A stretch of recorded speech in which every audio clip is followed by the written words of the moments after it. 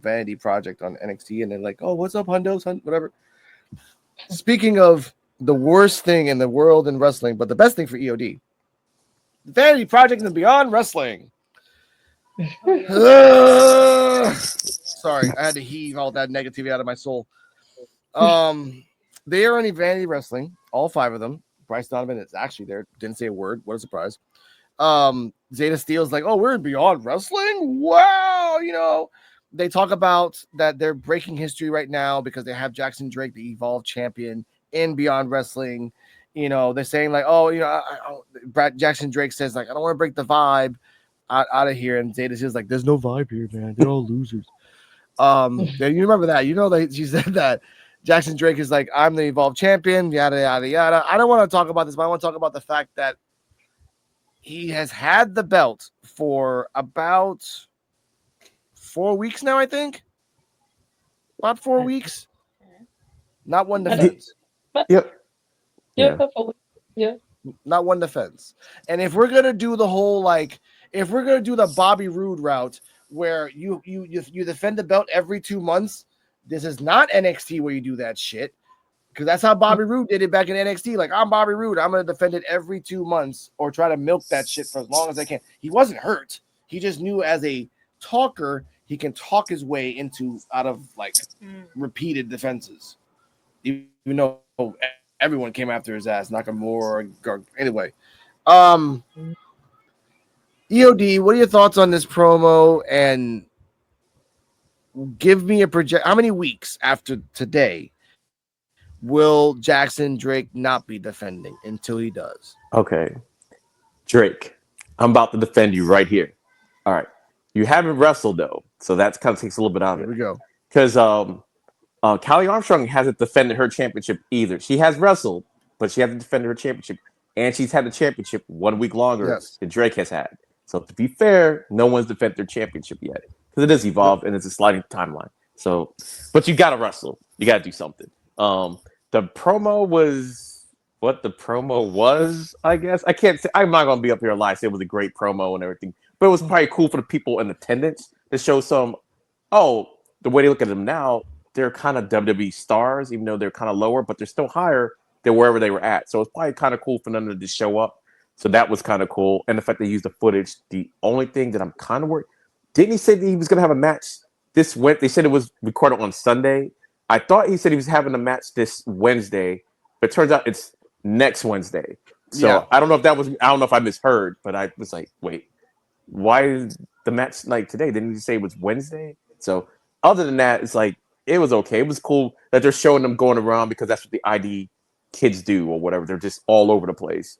So I just saw Brad Baylor versus what's that Mathers dude or whatever. Marcus Mathers. Yeah, Marcus Mathers. Because I was about to say, what's his name? They just had a match for the ID tournament. It's like double elimination type of thing. So whoever lost this match didn't progress. So that was actually a good match.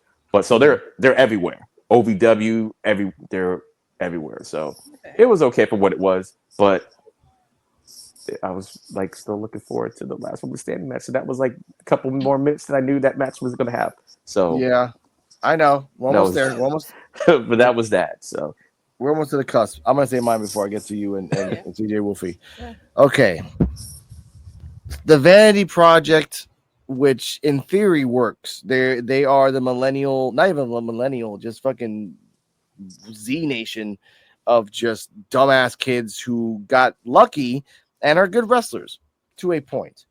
I can't say that about Bryce because you've only wrestled once. I can't say that about Sprite Bright because they're actually pretty good wrestlers, but they've only wrestled 3 times on television. They probably done it in the ID tournament or in RW. Jackson Drake needs to defend the belt, and Zeta Steele needs to get a muzzle on her mouth to shut the fuck up. Honestly, Cardi M thoughts on the fucking thing. Fucking vibe. I hate Zeta Steele. I don't know. My only thoughts were that the audio was mid, but that's because they were in a giant auditorium. Great character, great person. Your character you play on television, I hate, and that's a good heel. That's the Vicky. I actually would like to listen. Again, she's a future soccer. No, I know, but I'm gonna say this. I'm gonna say this boldly. I would rather see Vicky Guerrero for an hour straight than listen to Zeta Steel talk for 5 more minutes. And that's a time thing. And you know damn well. Like I would hear her talk about the mail and postcards. I don't give a shit. I'm not even gonna lie. That's true. That's true. I love Vicky Guerrero. Exactly. But would you hear her for an hour straight but angry? Angry. Oh yeah, most definitely. That should be having my ass laughing. But we get to that. Yes. CeeJayWolfy, the thoughts on Vanity Project and Jackson Drake being there in the pink. Nice shirt, by the way. Nice little polo pink shirt. You know, he was nice. He was nice. Nice. Yeah, the promo was okay. I give it like a B-. But yeah, Jackson needs to go ahead and try and defend that belt. So, and let's wrestle. He needed to wrestle some matches for sure because he ain't wrestled since he won that belt. So I will let that count with NXT being like the actual live right now time frame with NXT. He had wrestled, but he need to put some matches in as a champion.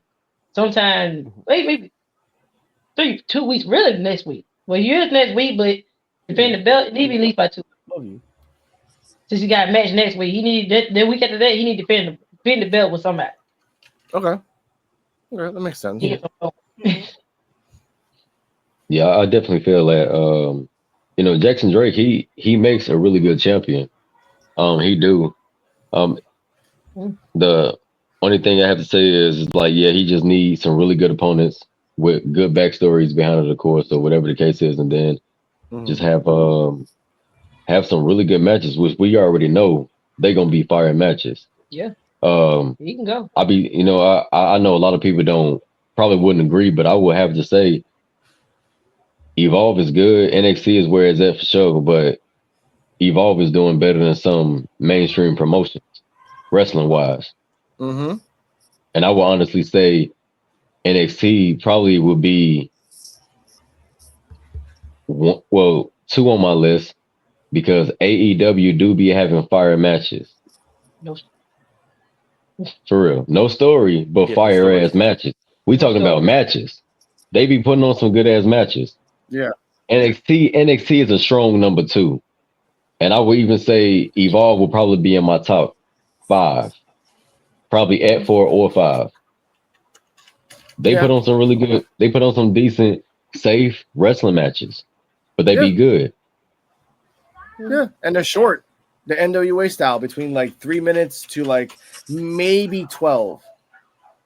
Yep. And this, by the way, the final match was about the main event when we get there. I'll say this now. So I'm speaking televised. Yeah. Yeah.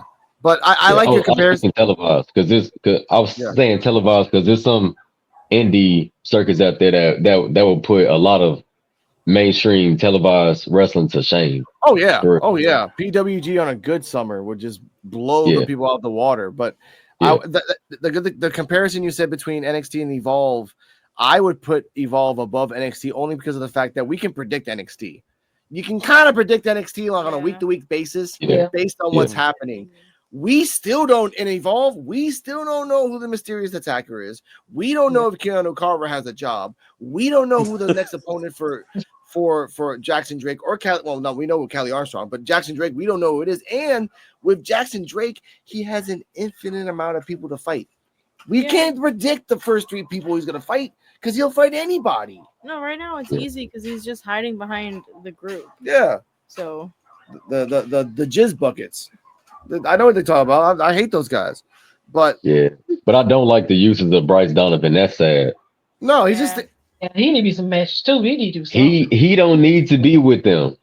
Yeah. No. Maybe he's still healing. Like if he has an injury. If you're listening to this, he comes back. I kind of wish he was still the bouncer like guy I said, or whatever. Yeah. When he got with the group, I was like, that is weird. I'm like they try to explain it, so they dropped the ball. They dropped the ball, man, with Bryce Donovan. Bryce Donovan could have easily been some mysterious figure that we see, but we don't know what type of spirit he carrying.